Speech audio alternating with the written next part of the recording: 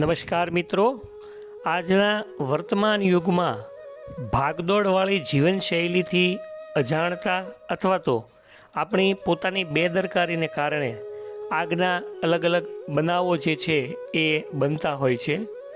હાલમાં સરકારશ્રીની સૂચનાને અનુસંધાને શાળા, કોલેજો, મંદિરો, ધર્મશાળા, હોટલો, મોલ, અન્ય સ્થળોએ આગથી બચવા માટે અથવા તો આ ઘટના અથવા આ અકસ્માત જે છે એને નિવારવા માટે ફાયર એક્ઝિક્યુશન રાખવામાં આવે છે. એટલે કે સિલિન્ડર જે છે એ યોગ્ય જગ્યાએ બધા જોઈ શકે તે રીતે ગોઠવવામાં આવતા હોય છે.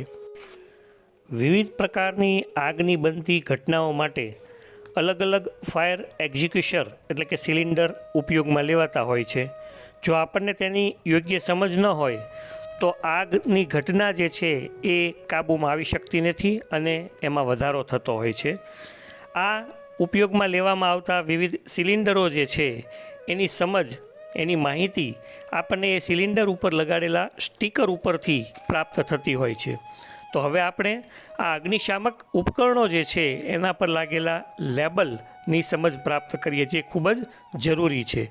મિત્રો, જે સિલિન્ડરના સ્ટીકર પર લાલ સર્કલ હોય તે સિલિન્ડર જે છે એ વોટર સિલિન્ડર તરીકે ઓળખવામાં આવે છે, જેનો ઉપયોગ લાકડા, કાગળ કે કાપડથી લાગેલી આગને બુઝાવવા માટે થાય છે. આ ઉપરાંત જે સિલિન્ડરના સ્ટીકર પર પીળું સર્કલ કરેલું હોય તો તે ફોમ સ્પ્રે સિલિન્ડર તરીકે ઓળખાય છે, જેનો ઉપયોગ લાકડા, કાગળ કે કાપડથી લાગેલી આગ ઉપરાંત જ્વલનશીલ પદાર્થોથી લાગેલી આગ જે છે એને ઓલવવા માટે થતો હોય છે.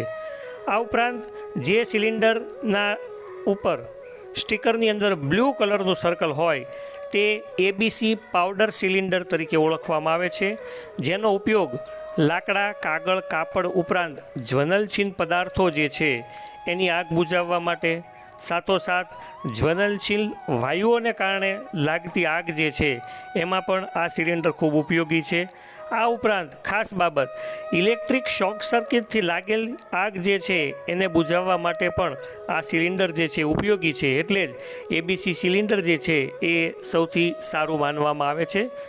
સાથોસાથ જે સિલિન્ડરના સ્ટીકર ઉપર બ્લેક કલરનું સર્કલ હોય તે કાર્બન ડાયોક્સાઇડ એટલે કે CO2 સિલિન્ડર છે, જેનો ઉપયોગ માત્ર જ્વલનશીલ પદાર્થો અને ઇલેક્ટ્રિક શોર્ટ સર્કિટથી લાગેલી આગ જે છે એને ઓલવવા માટે થતો હોય છે.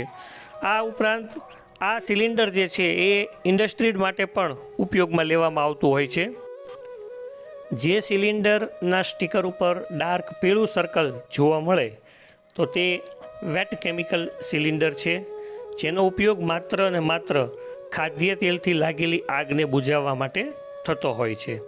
આગની ઘટના માટે કયા કારણો જવાબદાર છે અને તેને બુઝાવવા માટે કયા ફાયર ઇક્વિપમેન્ટની જરૂરિયાત પડશે તેની સમજ માટે આ ફાયર એક્ઝિક્યુશન સ્ટીકર સિમ્બોલની માહિતી આપણને હોવી ખૂબ જ જરૂરી છે. તો ચાલો આ માહિતીની સાથોસાથ હવે આપણે આ ફાયર એક્ઝિક્યુશનનો ઉપયોગ અંતર્ગત પાસ ટેકનિકની સરળ સમજ પ્રાપ્ત કરીએ. પાસ ટેકનિક દ્વારા આપણે ફાયર ઇક્વિપમેન્ટ જે છે એનાથી આપણે આગ ઓલવવાનો પ્રયત્ન જે છે એ કરી શકીએ છીએ. સૌ પ્રથમ આપ આ પિક્ચર્સની અંદર જોઈ શકો છો. પ્રથમ પિક્ચર્સની અંદર કે ફાયર એક્ઝિક્યુશનનો ઉપયોગ કરવા માટે તેના પરનું ટેમ્પર સીલ જે છે એને તોડવા માટે હેન્ડલ પર રહેલ પિનને ખેંચવાની જરૂર રહેશે. એટલે કે પહેલી પ્રક્રિયા જે છે એ પુલ ધ પિનની રહેશે. ત્યારબાદ બીજા પિક્ચર્સની અંદર પણ આપ જોઈ શકો છો કે ડિસ્ચાર્જ પાઇપને કે જેના દ્વારા આપણે કેમિકલ અથવા તો પાવડર અથવા તો વોટરનો મારો આગ ઉપર કરવાનો છે એ પાઇપને યોગ્ય રીતે આપણે આગની દિશાની અંદર ગોઠવવાની છે. એટલે કે aim at the base of ફાયરના બેઝ ઉપર આપણે આપણો એમ જે છે એ ગોઠવવાનો છે. ત્યારબાદ ત્રીજા પિક્ચર્સ મુજબ આપણે પ્રેશર ગેજ જો ગ્રીન ઝોનમાં હશે તો જ આપણે તેનો સફળ ઉપયોગ જે છે એ કરી અને આગને કાબૂમાં લઈ શકશું. અને છેલ્લે સ્વીપ સાઇડ ટુ સાઇડ એટલે કે હેન્ડલને જોરથી દબાવી રાખી અને ફાયર એક્ઝિટિશરનો મારો આગ પર ચાલુ રાખવાનો છે. આ સરળ રીત આપણને ફાયર એક્ઝિક્યુશનના ઉપયોગ કરીને આગ ઉપર આપણે કાબૂ જે છે એ ઝડપથી પ્રાપ્ત કરી શકીશું અને મોટી જાનહાનિથી પણ આપણે બચી શકીશું. આ તમામ માહિતી ખૂબ જ જરૂરી છે. આજના સંદર્ભમાં કોઈ પણ ઘટના સ્થળે આગ જે છે એ ઝડપથી ફેલાતી હોય છે. ઘણા મોટી દુર્ઘટનાઓ પણ આપણા દેશની અંદર સર્જાય છે. એને ધ્યાનમાં રાખીને તૈયાર કરેલો આ વિડીયો દરેક વ્યક્તિ સુધી પહોંચે એવા પ્રયત્ન કરશો, જેથી કરી અને આપણે મોટી જાનહાનિ ટાળી શકીએ. શાળા, કોલેજ કે ભીડભાડવાળી જે જગ્યાઓ છે ત્યાં જતા સમયે આપણી નજર આ ફાયર એક્ઝિક્યુશન ક્યાં ક્યાં ગોઠવાયેલા છે તેના ઉપર હોવી જોઈએ, જેથી કરીને ઓચિંતી કદાચ અનઘટિત ઘટના બને અને આગ લાગે તો આપણે તરત એ ફાયર એક્ઝિક્યુશન અથવા તો ફાયર ઇક્વિપમેન્ટ જે છે એનો યોગ્ય ઉપયોગ કરી અને ત્યાં મોટી જાનહાનિ જે છે એ ટાળી શકીએ છીએ. તો મિત્રો, આ વિડીયો વધુમાં વધુ શેર કરશો, જેથી કરીને આ માહિતી જે છે એ તમામ લોકો સુધી પહોંચી શકે.